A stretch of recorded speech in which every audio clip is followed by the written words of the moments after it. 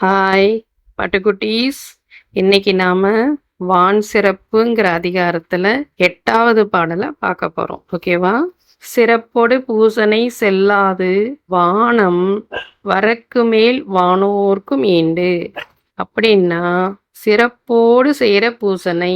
சிறப்பா நம்ம இப்போ திருவிழாக்கள், பண்டிகைகள் அதெல்லாம் செய்யறோம் இல்லையா?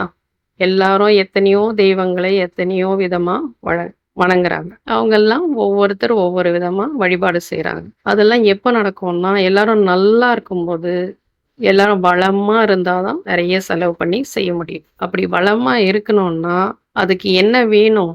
நம்ம வளமா இருக்கிறதுக்கு மழை வேணும் இல்லையா? அந்த மழை இருந்தா தான் யாருக்கு செய்றோம்? தெய்வங்களுக்கெல்லாம் செய்றோம். வானத்துல இருக்கிற தெய்வங்களுக்கெல்லாம் நாம இந்த பூஜை செய்றோம். அப்படிப்பட்ட மழை இல்லன்னா, அந்த தெய்வங்களுக்கு கூட நம்மளால சரியா வழிபாடு செய்ய முடியாது. அதுவும் குறைஞ்சிரும். அதனால தெய்வங்களுக்கு நாம வணங்கணும், அவங்களுக்கு வழிபாடு செய்யணும்னா, அதுக்கு கூட இந்த மழை முக்கியம். அப்பன்னா மழை எவ்வளவு முக்கியம்னு தெரியுதுங்களா? ஓகே. அதெல்லாம் நீங்க தெரிஞ்சுக்கணுன்றதுக்கு தான் நம்ம திருவள்ளுவர் தாத்தா நமக்கு இத 10 பாடல்ல சொல்லிக் குடுக்குறாங்க. சரியா? அப்ப நம்ம மழைய எப்போ மழை வந்தாலும் தேங்க் பண்ணணும். சரியா? ஓகே.